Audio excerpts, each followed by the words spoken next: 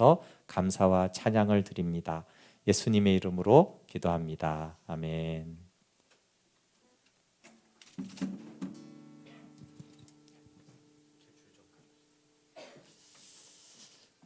네, 예배가 시작되자마자 기타 줄이 끊어졌는데 그리 아니하실지라도 찬양이 나와서 좋았습니다. 네, 그리 아니하실지라도 감사함으로 찬양하게 하셔서 감사하고요. 네, 오늘은 스크루테이프 편지 세 번째이면서 C.S. 루이스 시리즈를 마무리하려고 합니다. 네, 제목은 영생을 사는 자는 사단이 포기한다 이고요. 22번째부터 31번째 편지를 간단히 다루도록 하겠습니다. 네, 하나님이 주신 모든 것은 선합니다. 우리가 그 예배나 말씀이나 기도만 선한 것이 아니라 하나님은 이 세상을 즐거움으로 꽉 채워 놓았어요. 그래서 사탄은 우리가 자고 씻고 먹고 마시고 사랑하고 놀고 기도하고 일하는 이 모든 것을 하나님이 준 것을 굉장히 싫어해요. 그래서 우리 자녀들이 막 뛰어노는 거를 하나님이 주신 그 축복을 누리는 거죠. 맛있게 먹는 것도 하나님이 주신 즐거움을 누리는 것입니다. 그래서 하나님은 우리 인간이 하루 종일 하는 모든 것들을 즐기도록 누리도록 했습니다. 그러니까 사탄은 그럼 어떻게 하느냐 하면 그걸 이게 비트는 것이죠. 악마가 비틀지 않으면 악마 쪽에서는 써먹을 것이 없습니다. 그래서 비틀지 않고 누리는 것이 하나님이 주신 것을 누리는 것이면, 예를 들면은 노는데 싸우지 않고 노는 거예요. 사탄은 싸우면서 놀게 하고 공부를 하는데, 공부하는 건 사실 하나님 주신 선물인데 시기하면서 서로 시기하고 경쟁하면서 일을 하고 공부하게 하는 것이죠. 그리고 그냥 맛있게 먹으면 하나님이 주신 대로 먹는 건데 서로 욕심 부리면서 막 먹게 하는, 그래서 하나님이 주신 것을 뒤트는 것이 사탄이 하는 일입니다. 또 지금 여기에 나오는 편지에 이 신자가 그 여자친구를 지금 사귀고 있는데, 그래서 여자친구가 이제 믿는 집안이거든요. 그러면서 이렇게 말합니다. 집 전체에서 예의, 그 치명적인 냄새가 풀풀 나는구나. 네, 그러니까 사탄은 기도만 싫어하는 게 아니고 뭐도 싫어해요? 예의를 싫어해요. 예의 지키는 거, 친절한 거, 인성을 가지는 걸 싫어합니다. 네, 그래서 교회 안에서 서로 섬기고 예의를 갖추고 서로를 배려하고 또 자녀에게는 인성 교육을 하는 것이 정말 중요한 거죠. 그래서 예의가 있는 교회는 사탄이 냄새가 너무 나가지고 사탄이 오기 싫어하는 교회예요. 근데 막 서로 헐떡고 시기하고 비난하고 욕심 부리고 하는 곳에는 사탄이 좋아하는 냄새가 나는 거죠. 네, 그리고 이제 기독교를 수단이 되게 하라. 기독교 자체가 목적이 아니라 기독교를 수단이 만들게 해요. 왜냐하면 예수님을 못 믿게 하면 좋겠지만 이제 이 친구가 여자친구를 사귀면서 교회에 많은 믿는 자들을 만나면서 그 믿음을, 영성을 제거하기가 어려우니까 영성을 제거할 수 없다면 영성을 부패시키는 것이죠. 어떻게 부패시키겠어요? 교만함으로, 외식되게 함으로 영성을 부패시키는 것이죠. 그러니까 너도 빛의 천사로 변신하는 연습을 했겠지 이러는데, 사탄 그 훈련 중에 하나가 뭐냐면 빛의 천사로 가장하는 훈련을 이제 사탄들이 이제 악한 영에게 교육을 하는 것이죠. 그래서 흔해 빠진 폭군이나 남봉꾼보다는 타락한 성인이나 바리새인, 종교 재판관이 지옥에서 더 흥미롭기 때문에 사탄은 바리새인처럼 외식하고 교만하게 만듭니다. 또 한 가지는 위대한 도덕적 스승은 원수, 여기 원수는 누구라고요? 예수님이 보냈다는 거예요. 그러니까 예수님만, 바울만, 베드로만 하나님이 보낸 것이 아니라 인류의 위대한 도덕적 스승들은 사탄의 방해를 공작을 방해하기 위해서 예수님이 보낸 존재라는 걸 신자들이 알아채지 못하도록 하라는 거예요. 원수는 궤변에 대답할 소크라테스 같은 인물을 보냈다라고 사탄이 말해요. 그러니까 소크라테스는 예수님을 안 믿었잖아요, 그렇죠? 그렇지만 그런 지혜로운 자들이나 도덕적 스승들은 하나님이 왜 그래요? 아까 인성이나 예의나 지혜로운 것들은 하나님께 속한 것들이잖아요, 그렇죠? 물론 예수님을 믿는 게 가장 아름다운 것이지만 그렇지 않아도 이 시대의 지혜나 도덕이나 배려하는 것이나 인생이 무엇인지 생각하게 하는 것들은 예수님이 보냈다라는 거예요. 이것은 믿는 자들이 오직 기독교적인 것 아니면은 다 배척해야 돼 하는 것들에 대해서 그렇지 않다라는 거예요. 이 세상에 많은 철학이나 인문학에도 하나님이 주신 좋은 것들이 많이 있다라는 것이죠. 네, 그리고 이제 기독교가 정치적 삶에 들어가면 정말 정의로운 사회가 되니까 큰일입니다. 그럼 기독교가 정치에 들어가고 기독교가 직장에 들어가고 기독교가 가정에 들어가는 것은 하나님이 하는 일인데, 그럼 사탄은 어떻게 하냐면 사탄의 목적은, 우리의 목적은 인간들이 기독교를 수단으로 취급하는 것이에요. 그러니까 자신의 출세나 성공을 위해서나 아니면 사회 정의를 위한 수단으로 기독교를 이용하도록 하는 것입니다. 그래서 기독교가 진리이기 때문에 믿는 것이 아니라 다른 이유 때문에 믿게 만드는 것. 그러니까 기독교가 예수님 자체가 목적이어야 되는데 예수님을 이용해서 비록 그것이 선하고 좋은 것일지라도 기독교가 예수 그리스도가 수단이 되도록 하는 것은 사탄이 하는 것이죠. 그리고 또 하나는 이제 24번째 편지는 교만에 대한 거예요. 교만은 내가 너보다 더 낫다라는 생각이죠. 초심자들은 언제나 과장이 심한 법이기 때문에 지금 초신자들은 높은 수준의 믿음을 모방하고 싶은 생각이 들어요. 그러면 이제 기존의 신자들의 그 신앙을 모방은 하되 가장 강력하고 아름다운 악인 영적인 교만으로 유도하게 하는 것이죠. 그래서 은혜를 받게 했을 때 겸손하게 하는 것이 아니라 내가 이제 알았다. 나는 이제 하나님을 경험했다. 나는 저렇게 위대한 사람들처럼 살 수 있다라고 교만하게 하는 것. 정말 조금 알고는 모든 것을 안다라는 착각을 심어주는 거예요. 그리고 즐거운 집단과 지루한 집단, 즐거운 집단은 믿는 집단, 지루한 집단은 안 믿는 불신자들로 착각하도록 가르치는 것이에요. 그래서 우리 그리스도인들은 확실히 달라, 이런 생각이 사탄이 주는 생각이라고 C.S. 루이스는 말해요. 근데 보통은 우리 그리스도인들은 다르잖아, 이걸 되게 좋게 생각하는데 여기에는 뭐가 문제가 있어요? 교만이 문제가 있는 거예요. 오히려 하나님을 제대로 믿으면 안 믿는 사람을 보고도 내가 저 사람보다 더 죄인이지, 내가 하나님 앞에서 하찮은 사람인데 라고 생각해야 되는데 저 안 믿는 사람들보다는 우리는 다른 사람들이야, 우리는 더 나아, 나는 더 낫지, 이런 것들이 사실은 좋은 것 같지만 그게 교만으로 이끄는 거라는 거예요. 그리고 우리 그리스도인들은 내 편이야 그러면서 모든 불신자는 저쪽 편이고 그리스도인들은 다 내 편인 것처럼 편가르게 하는 것도 자세히 생각해보면 그것이 우리 사탄이 주는 생각인 거예요. 그래서 내가 할 일은 이 모든 생각에 은근한 자긍심을 뒤섞어 놓아라. 그러니까 믿는 자가 무엇을 하면서 자긍심을 느끼게 하는 것. 그렇지만 내가 정확히 무엇에 자긍심을 느끼는 건지 절대로 의문을 품지 않게 해라.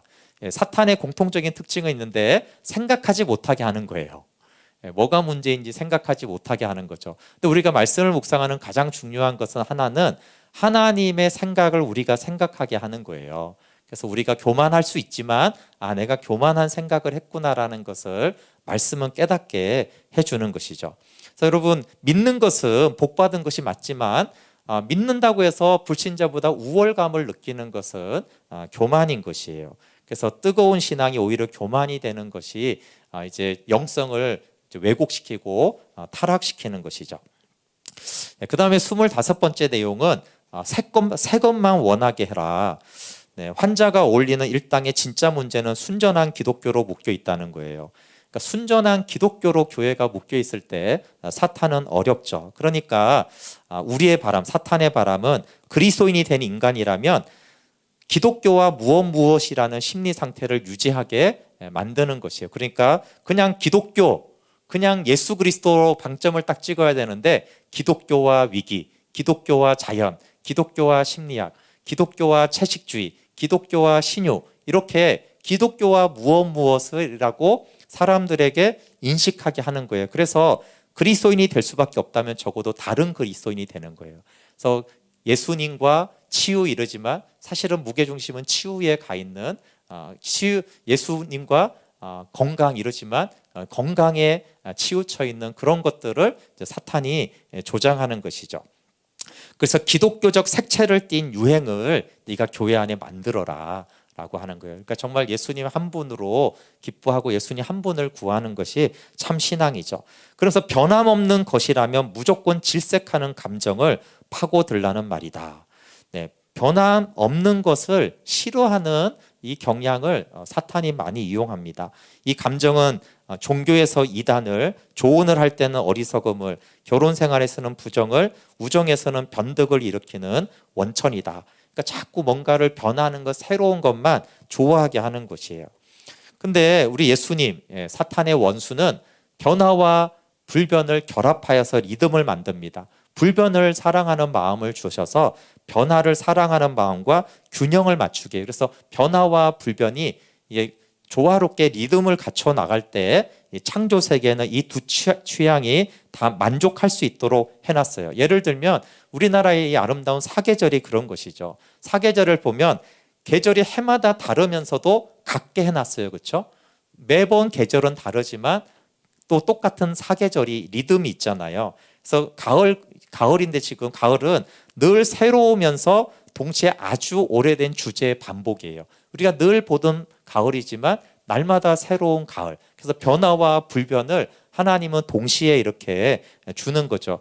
또 그것이 영적 생활에도 그래요. 하나님은 교회에도 영적인 해를 주셔서 금식과 축제를 번갈아 가게 하세요. 그러니까 해마다 같은 절기, 그러니까 사순절 같은 경우는 우리가 고난을 묵상하지만 좀 있으면 이제 크리스마스 같은 경우는 탄생의 기쁨을 노래하잖아요. 그래서 이 절기도 마찬가지인데 항상 같은 절기지만 매번 하나님이 다른 절기로 하나님을 알게 하는, 그래서 불변과 변화를 조화를 이루도록 하나님은 하셨어요.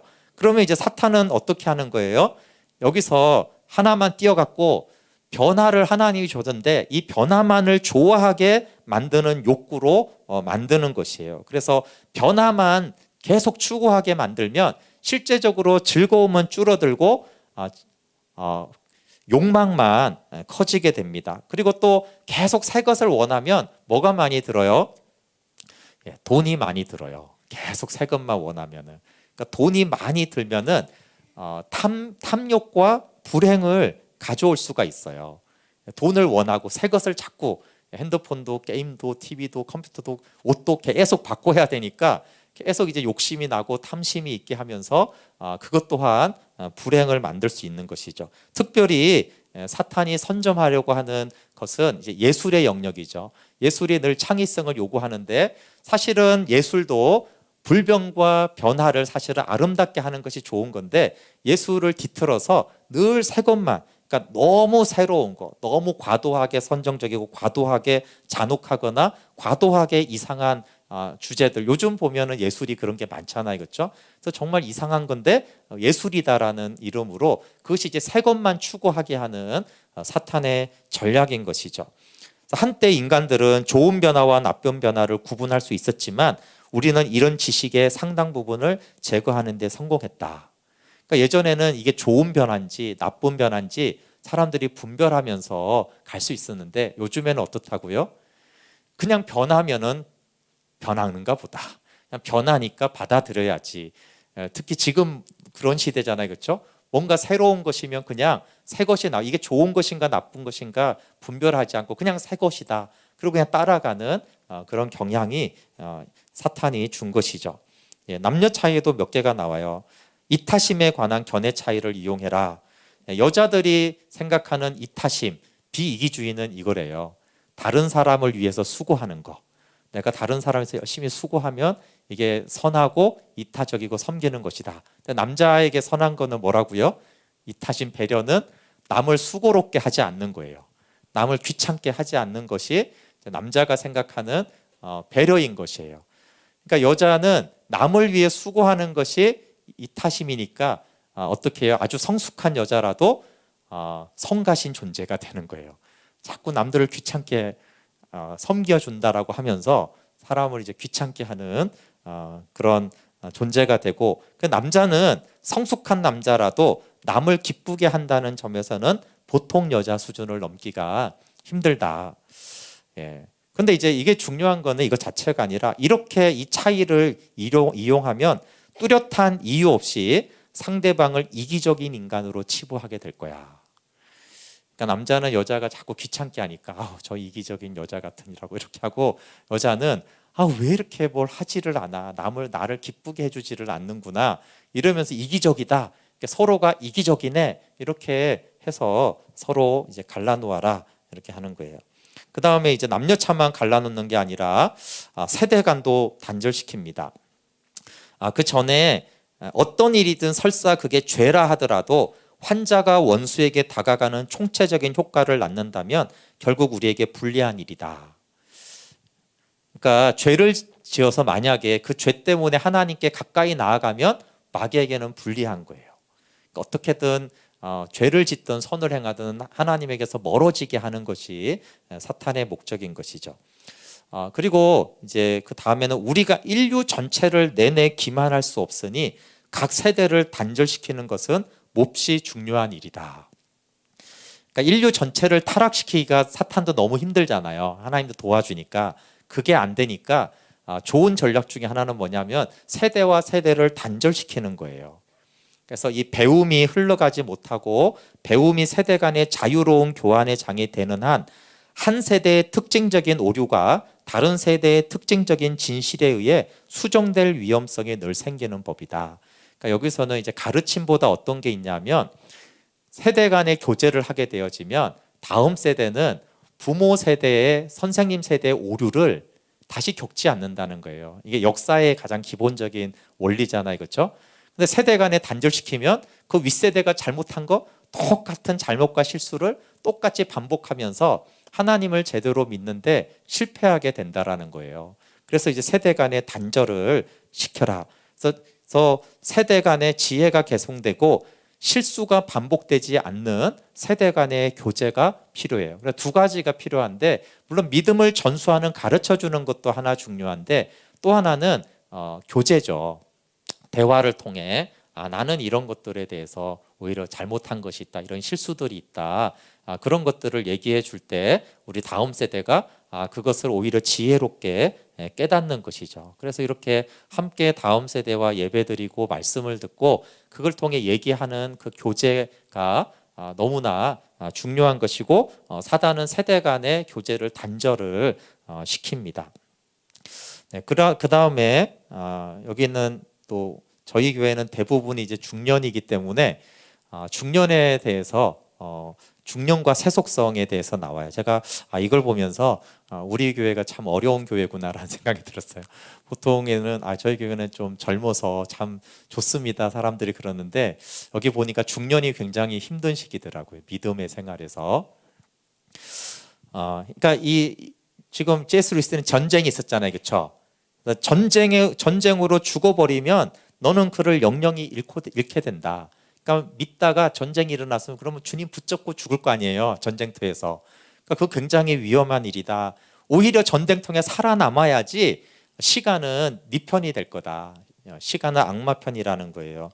왜 그러냐 하면 중년이라는 길고 지루하고 단조로운 세월은 풍요롭게 사느냐 역경을 겪으며 사느냐에 상관없이 우리 작전을 펼치기에 아주 좋은 적기의 시기다. 그러니까 사탄이 굉장히 좋아하는 시기가 이 중년기라는 거예요. 만약에 중년기를 굉장히 힘들게 살면 어떻게 돼요? 역경 속의 중년기를 보내게 되면 이 족속은 힘든 일을 끈기 있게 버틴다는 것이 무척이나 힘든 일이거든.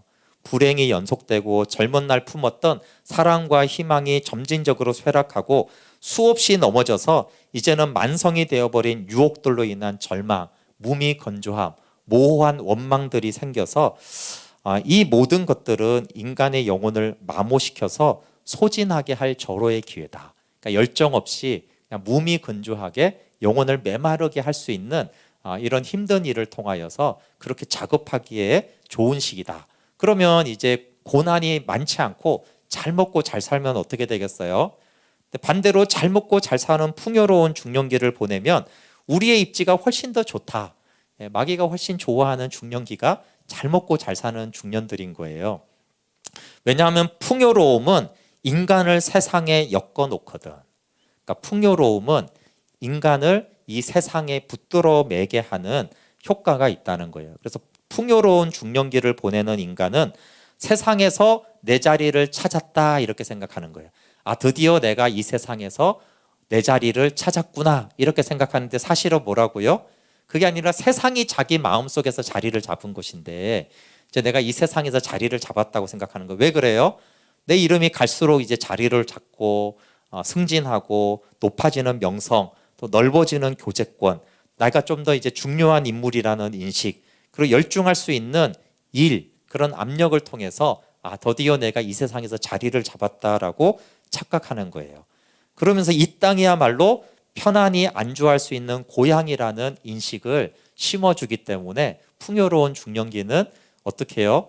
우리의 인생과 마음을 땅에다가 탁 달라붙이는 거예요. 그래서 우리는 하늘, 영원, 위의 것을 찾아야 되는데 위의 것을 구하고 찾으라고 했는데 중년기에 풍요로운 삶을 사는 자들은 이제 땅의 것을 찾고 땅을 구하고 땅에 매여 있게 하기 때문에 풍요로운 중년기를 사는 동안 사탄은 그 땅에 붙어 있게 만들게 하는 작업에 매우 성공하기 좋은 때다라고 하는 것이에요. 그래서 환자들이 장수를 빌어야 할 경우에 왕왕 있는 것도 다 이 때문이다. 그래서 사탄은 우리가 장수하기를 원해요. 왜 그래요? 땅에 매여 놓을 시간이 필요하니까 작전을 짜가지고 하늘의 영광에서 떼어내가지고 이 땅의 것에 집착하게 만들고 땅에 안주하게 만드는 시간이 필요하기 때문에 사탄도 우리가 오래 살기를 원합니다. 그러니까 천국과 뒤얽혀 있는 인간들을 풀어내서 천국 저 하늘에서 풀어내가지고 이 땅에 단단히 묶어놓는 고난도의 작업을 수행하려면 설사 그들이 70년을 산다 해도 하루가 아쉬운 형편이다. 그러니까 마귀 입장에서는 70년 살아도 매일매일 이 땅에 메어놓기에 작업하기에 아주 분주하게 열심히 살기 때문에 오랫동안 작업하는 거죠. 그러면 이제 중년기하고 조금 다른 때가 언제예요? 물론 노년기도 있지만 사탄이 싫어하는 시기는 젊은이들이에요. 여러분, 젊은이들은 세속적 출세, 든든한 인맥, 안전제일주의 따위에 꾸준히 매진하려 들질 않는 게 탈이야. 천국을 갈망하는 젊은이들의 성향은 뿌리 깊은 고질병이니만큼 청년들을 이 땅에 붙들어 맬 수 있는 최선의 방책은 정치나 과학이나 심리학 등의 힘으로 이 땅을 천국으로 만들 날이 오리라고 믿게 만드는 것 정도지. 그러니까 세속적 출세, 든든한 인맥, 안전제일주의, 땅의 것을 막 너무 집착해서 추구하는 것이 없는 것이 청년들의 문제예요. 하나님 편에서는 이게 좋은 거잖아요, 그렇죠? 근데 요즘은 C.S. 루이스도 좀 전 세대니까 요즘은 사단이 이것도 좀 승리하는 것 같아요, 그렇죠?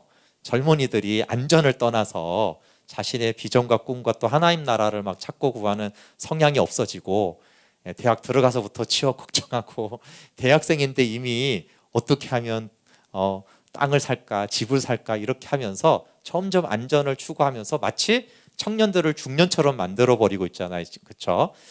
근데 잘못되면 이제 청소년들까지 우리가 중년으로 만들 수가 있어요. 넌 어떻게 먹고 살 거니? 계속 이 땅에 매이게 하면서 저 하늘을 바라보지 못하게 하는 그 작전이 사탄이 아주 주요한 것인데 이것이 사실은 중년의 주 포커스인데 모든 세대에 그렇게 되어져 가고 있는 것은 안타까운 일이에요. 진정한 세속성은 시간의 작품이야. 이게 참 위험한 말이죠. 그러니까 우리가 세속화되는 것은 한순간에가 아니라 시간이라는 느리고 점진적이고 알아차리기 어려운 시간의 작품으로 우리가 세속화된다라는 거예요. 물론 교만의 도움도 받기는 하지만 시간의 작품으로 사탄이 우리를 세속화시킵니다. 사탄은 조금씩 다가오는 죽음을 분별이니 성숙이니 경험 따위의 말로 표현하도록 교훈합니다. 그러니까 우리가 나이를 들어가면서 사실 세속화되고 변질되고 있는데 어떻게 스스로를 인식한다고요? 나는 분별이 많아지고 있고 나이가 들었으니까 성숙하고 나는 많은 경험을 가지고 있게 되었지. 사실은 변질하고 있는데 그게. 그래서 사탄이 우리가 교육해 놓은 특별한 뜻으로 쓰기만 한다면 경험이야말로 가장 쓸모있는 단어이지. 그래서 어떤 철학자가 경험은 착각의 어머니라고 말해서 하마터면 비밀이 탄로날 뻔했지. 그러니까 경험은 뭐라고요? 경험은 착각의 어머니라는 거예요. 요즘에 이제 쓰면 안 되는 말이 뭐가 있어요? 라떼가 안 되지 없잖아요, 그렇죠? 라떼. 그러니까 라떼가 그냥 단순히 젊은이들이 그냥 싫어하는 것이 아니라 사실 라떼를 잘못 사용하는 경우가 많다는 거예요. 그러니까 그 경험을 지혜롭게 얘기해주면 젊은 사람들이 아까 세대 간의 교제를 통해서 오류를 지혜롭게 할 수 있는데 이미 기성세대의 그 경험이 착각 속으로 있는 거예요. 그래서 막 자기는 옛날에 모든 걸 잘한 것처럼 얘기하잖아요. 자기도 실수 많이 하고 잘못 많이 하고 그랬으면서 나 때는 말이야 내가 이렇게 잘했지 이렇게 이제 하는 그 착각을 오히려 전수를 하면서 오히려 더 중년이 이제 세속화가 많이 된다고 그랬잖아요. 땅에 많이 붙어 있단 말이에요. 그러면서 다음 세대에게 땅에 어떻게 붙어 사는지 태양력으로 어떻게 사는지 이 세상에서 어떻게 잘 먹고 잘 사는지 오히려 변질된 그것들을 얘기해 주면서 오히려 신앙의 순수성을 가지려고 하는 다음 세대를 오히려 이 경험이 더 변질시키는 거예요. 오직 성공과 성취에 매이게 하는 그 경험이 착각이 될 경우가 많습니다. 네, 29번째 편지의 주제는 용기를 꺾으라는 거예요. 이 비겁함은 그 어떤 것보다 순수하고 고통스러운 악이다. 그러니까 비겁함은 미리 생각해도 끔찍하고 막상 겪을 때도 끔찍하고 나중에 되돌아보아도 끔찍한 것이 비겁함이라는 거예요. 그러니까 사람은 너무 비겁하기가 너무 싫은 거죠. 그러니까 비겁하는 것을 싫어하고 인정하기가 싫기 때문에 가져오는 것이 뭐냐면은 증오라는 거예요. 왜냐하면 증오에는 나쁜 것도 있지만 증오에는 나름대로의 쾌락이 있기 때문에 겁에 질린 사람은 공포의 참담함을 상쇄하기 위해서 증오라는 보상물을 애용합니다. 그러니까 두려움이 많은 사람은 증오심도 커진다는 거예요. 그러면 그 두려움의 나쁜 것들을 증오심이 가득 차면 별로 느끼지 않거든요. 두려움은 나쁜 것밖에 없기 때문에 사람은 두려움을 느끼기보다는 차라리 증오하는 것을 선택한다는 거예요. 그래서 이 말은 증오심이 많다라는 것은 사실 겁이 많다라는 거예요. 증오심이 많다는 것을 되돌아보면 내가 비겁하고 두려움이 많기 때문에 내가 그만큼 누군가를 증오하고 있다라는 거예요. 왜냐하면 증오하게 되어지면 수치심이 없어지거든요. 그 놈이 나쁜 놈이잖아. 그럼 내가 부끄러운 건 아니잖아요. 분노하는 것 자체는 안 좋지만 이 증오와 분노에는 오히려 그 즐길 수 있는 것들도 있기 때문에 그래서 오히려 이 비겁함과 두려움을 감추기 위해서 인간은 증오를 하게 되어진다. 그러니까 환자의 사랑에 깊은 상처를 내려면 놈의 용기부터 꺾어볼 일이야. 그러니까 이 말은 사랑하지 못하게 하려면 증오하지 못하게 하려면 증오를 없애야 된다고 생각하는데 지금 말은 가만히 살펴보면 내가 두려움이 많고 겁이 많은 사람이라는 거예요. 그래서 하나님 앞에 강하고 담대한 마음이 회복이 될 때 사실 미워하는 마음도 적어진다라는 얘기인데 그러니까 사탄은 계속 겁을 주는 것이죠. 용기를 없애버려. 그러면 걔는 두려워서 남들을 미워하고 분노하는 사람이 될 거야 라고 하는 것이에요. 그래서 환자에게 비겁함을 근데 유발하려고 하잖아요. 사탄은 환자에게서 비겁함을 유발해야 할 때 경계해야 할 점은 그 과정을 통해 인간이 참으로 자신을 알게 되고 혐오하게 됨으로써 결국 회개와 겸손으로 돌아서는 사태를 막아야 한다. 그러니까 너무 겁을 줘가지고 나는 아무것도 아니네. 그럼 하나님 의지해야 되잖아. 나는 겁쟁이잖아. 이러면 큰일 난다는 거예요. 그러니까 하나님 의지하지 않을 만큼만 겁을 줘가지고 비겁하게 만들어라. 혹시 너무 겁을 줘가지고 하나님밖에 없어 이러면 이제 큰일이다 라는 것이죠. 그리고 환자가 원수와 가까워져서 절망을 일으키는 죄보다는 절망 그 자체가 더 큰 죄라는 점을 알고 있지는 않을까 걱정이 되는구나. 네, 죄도 문제지만 그 죄로 절망하는 것이 더 큰 문제라는 것을 사탄은 알까 걱정하는 것이죠. 30번째는 실제적인 건데 짜증을 일으키는 방법입니다. 짜증을 일으키려면 완전히 기진맥진한 상태보다는 적당한 피로가 더 좋은 토양이 된다. 인간은 단지 피로하다고 화를 내는 게 아니라 피로한 상태에서 예기치 못한 요구를 받을 때 화를 내거든. 그렇잖아요, 그렇죠? 피곤할 때 화가 나는 게 아니라 피곤해 죽겠는데 예상하지 못한 어떤 부탁을 받으면은 화가 납니다. 근데 그것은 사실은 기대가 충족되지 못했다는 실망감인데 그것을 사탄은 권리를 침해당했다는 피해의식으로 우리는 바꿀 수 있지. 그러니까 피곤한데 뭔가를 부탁했을 때 내 권리가 침해당했다는 생각을 집어넣으라는, 사실 권리를 침해당한 건 아니고 나는 쉬고 싶은데 쉬지 못했다라는 실망감이거든요. 나는 쉬고 싶은데 못 쉬네, 실망스럽다, 이렇게 느껴야 되는데 실망이라고 생각하지 않고 왜 나한테 부탁을 하는 거야, 짜증나게, 왜 내 쉴 권리를 침해하는 거야 라고 느끼게 하면서 이제 화를 내게 하는 것이죠. 그래서 환자의 피로에서 최선의 결과를 얻고 싶으면 먼저 거짓 희망을 불어넣거라. 그러니까 부탁하는 사람은 이 희망을 모르니까 상대방이 왜 화가 나는지 모르죠. 그러니까 예를 들면 내일 밤이면 편안한 잠자리를 실컷 즐길 수 있다고 스스로 위로하게 만들어. 그래서 그 다음날 돼가지고 이제 실컷 잘라고 하는데 이것 좀 더 해줘. 그러면 이제 화가 나는 것이죠. 그래서 먼저 거짓 희망을 불어넣어라. 그리고 인간들은 긴장된 상황이 실제로 끝나는 순간 또는 스스로 끝났다고 생각하는 그 순간 이제는 더 이상 버틸 수 없다고 느끼게 마련이다. 그러니까 이제 끝이구나 하는 순간 못 버티잖아요. 실제로 예배 시간도 그러잖아요. 그렇죠? 이제 설교가 끝날 시간인데 그럼 이제 더 길게 하면 화가 나잖아요. 그렇죠? 이제 기도회를 끝내야 되는데 10분만 더 하면 이제 화가 나는 거예요. 그냥 끝난다라고 생각하는 순간 이제 더 이상 버틸 수 없다, 참을 수 없다, 이런 생각들이 일어난다는 거예요. 그리고 환자에게 화가 나게 하고 짜증을 나게 하려면은 무슨 일이 닥치든 적당한 기간 동안 견디겠다고 결심하게 해라. 적당한 기간 동안 견디겠다라는 것은 사탄이 주는 시간이라는 거예요. 그럼 그 적당한 시간은 어느 시간이겠어요? 적당한 시간은 실제 시련이 있는 시간보다는 짧은 시간이에요. 그렇죠? 실제 시련이 10시간이라면 적당히는 한 8시간 참는 거예요. 2시간 못 참고 이제 화가 나는 거죠. 그러니까 인내와 순결과 강건함을 공격하는 재미는 구원이 코앞에 이런 순간에 환자를 굴복시키는 데 있다. 그러면 하나님은 적당히가 아니고 언제까지 견디겠어요? 찬송가 있잖아요. 최후 승리를 얻기까지 주의 십자가 사랑하리. 최후 승리를 얻기까지 주님의 십자가를 사랑해야지, 이래야지 승리하는데 내가 적당한 기간 동안 참겠어. 그러면 이제 결국은 화가 폭발하는 것이죠. 마지막 구원의 시점을 남겨두고 우리가 무너지는 것이에요. 그리고 환자가 연인을 만나거든 피로라는 게 이것도 남녀차인데 어느 정도는 여자를 수다스럽게 하는 반면 남자의 말수는 오히려 줄인다는 사실을 10분 활용하거라. 아무리 애인 사이라 해도 이런 문제로 얼마든지 은근히 분노가 쌓일 수 있지. 대부분 그렇답니다. 피곤하면 여자는 말이 많아지고 남자는 말이 없어진대요. 그러니까 피곤했을 때 만나면 이제 서로 피곤한 거죠. 그렇죠? 여자는 막 말을 하고 남자는 말을 안 하고 싶으니까 이제 피곤하면 힘듭니다.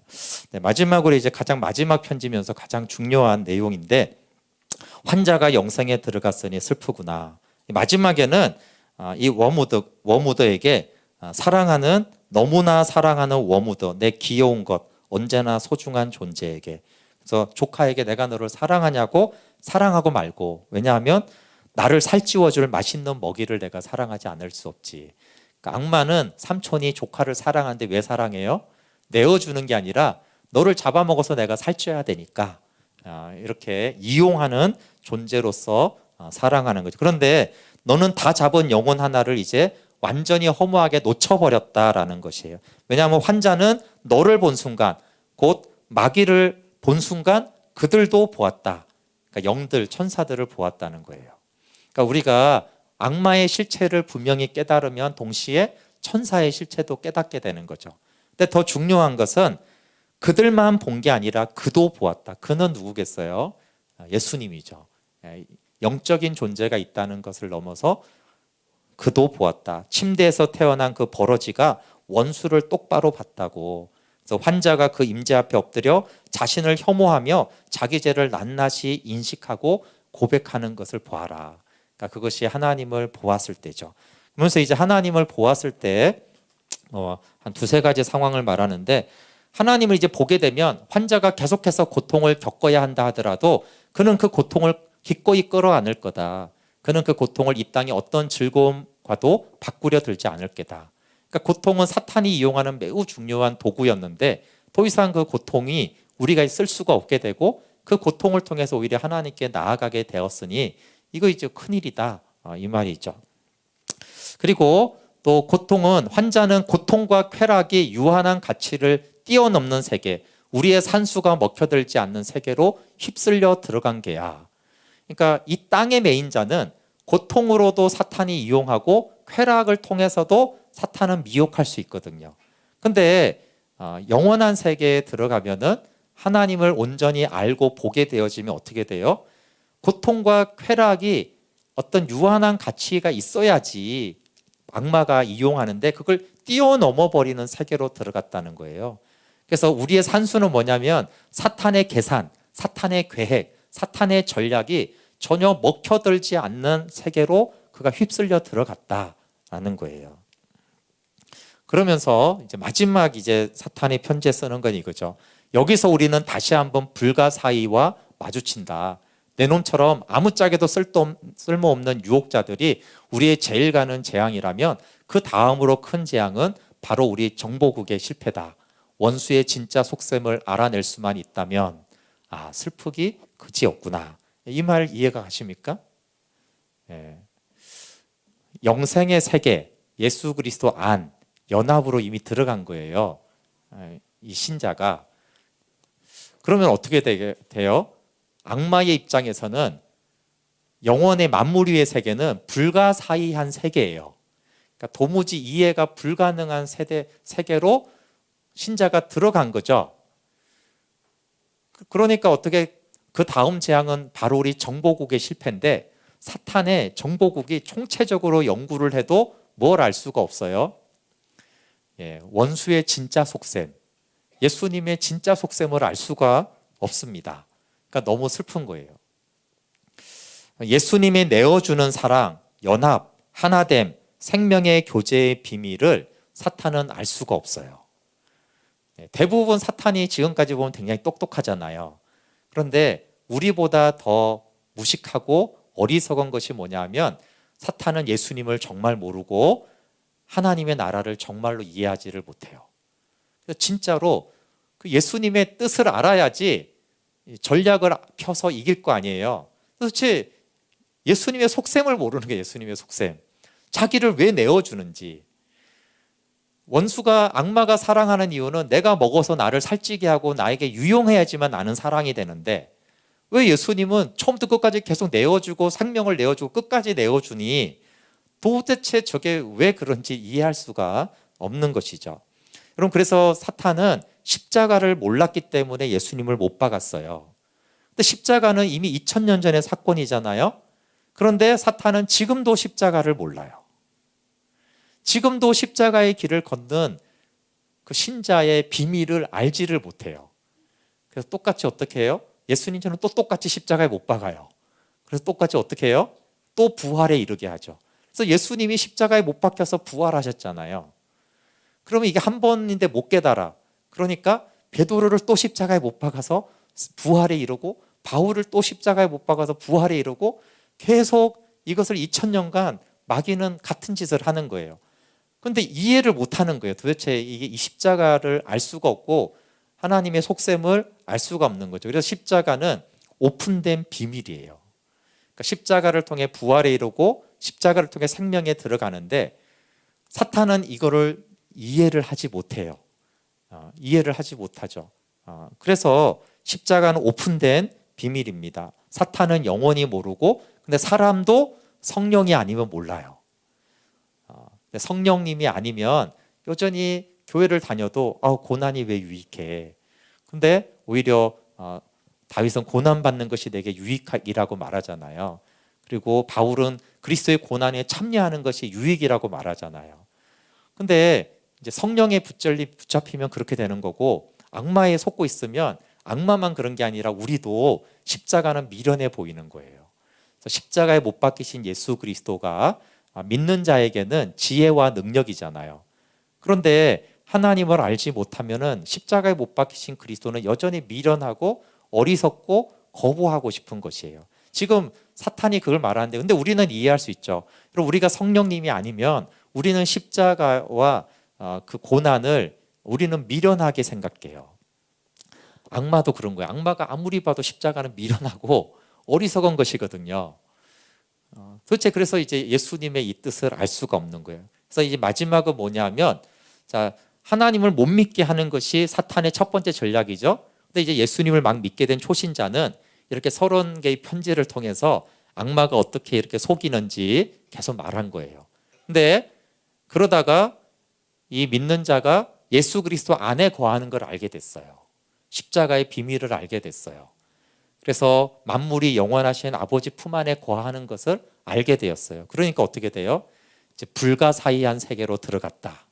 우리의 산수, 우리가 미혹하던 그 방식이 먹혀들지 않는 세계로 들어갔다는 거예요. 그것을 요한일서는 너희가 어린아이 자녀들은 아버지를 알고, 그렇죠? 하나님을 아버지라고 하고, 청년 때는 악한 자를 이기는데 영적 아비는 뭐라고 그래요? 태초에 계신 이를 안다는 거예요. 그러니까 더 이상 청년 시기만 해도 악한 자를 이기는데 더 이상 영적 영원한 만물의 세계, 생명의 세계로 들어가 버리면은 더 이상 사탄이 유혹할 수가 없어요. 유혹은 계속 해요. 근데 도무지 이제 알 수 없는, 하나님도 알 수 없지만 만물이 영원한 세계를 사는 신자들을 사탄이 이해할 수가 없어요. 그래서 저거를 힘들게 하려고 고통을 줘보면 오히려 고통을 통해서 더 겸손해지는 것이 생기고, 또 그래서 이제 풍족하게 해가지고 좀 세상에 묶어 놓으려고 그러면 그것이 이제 하나님께 오히려 감사하게 되면서, 그래서 성경에 나오듯이 바울처럼 고통을 줘도 안 되고 풍요함을 줘도 안 되고, 그러니까 사탄이 더 이상 어떤 작전을 필 수가 없는 단계로 들어가 버렸다라는 것이에요. 그래서 C.S. 루이스가 이 책을 통해서 말하고 싶은 것은 일단 예수님을 믿는 것에 하나님의 은혜가 필요한 것이고, 그다음에 신자가 여러 가지 싸움과 유혹이 있는 거예요. 근데 어느 단계로 들어가면 이제 사탄하고 싸움에서 우위를 차지하냐면은 영생에 들어가는 거예요. 만물이 영원하신 하나님의 세계에 들어가 버리면은 더 이상 이제 사탄은 계속 공격을 하겠지만, 왜냐하면 예수님도 공격을 했지만 예수님한테 이게 안 먹히잖아요. 사도 바울을 공격하지만 바울에게 이게 안 먹히듯이 더 이상 사탄은 계속 괴롭히지만 사탄이 어떻게 할 수 없는 세계, 그러니까 결국 사탄이 미혹할 수 있는 세계는 만물 안에예요. 우리가 믿는 자라도 만물 안에 살 동안에는 이런 치열한 속고 속이는 하나님의 도우심으로 나아가지만 여러 가지 사탄의 미혹에 우리가 걸려 넘어가지만 만물 위에 계신 하나님을 알고 그 영광을 바라볼 때는 네가 놓쳤구나 이 말이에요. 더 이상 네가 작전을 걸 수 없는 상황까지 가버렸다라는 것으로 이 편지가 끝나거든요. 그래서 이 마지막 내용은 굉장히 중요해요. 그래서 마지막 내용은 만물이 영원하신 하나님의 세계로 들어갈 때는 영적 싸움에서 완전히 초월로 들어가는 그 단계가 됐을 때 마귀 입장에서는 내가 놓쳤다, 더 이상 작전을 피기가 어려운 존재가 되었다라는 수준에 이르게 되고, 그것이 이제 당연히 예수님이 그곳까지 이르는 것이고, 그것이 이제 연합이고 생명의 교제고 예수 그리스도 안에서 살아가는 삶입니다. 네, 오늘로 스크루테이프를 마치고 다음 주부터는 당분간 말씀으로 기도하기를 하려고 그래요. 설교를 하지 않고. 예전에 좀 했었는데 말씀으로 기도하기를 찬양하다가 하고, 다음 주에 그것은 제가 알려드리고 말씀으로 기도하기를 하도록 하겠습니다. 네, 우리 함께 같이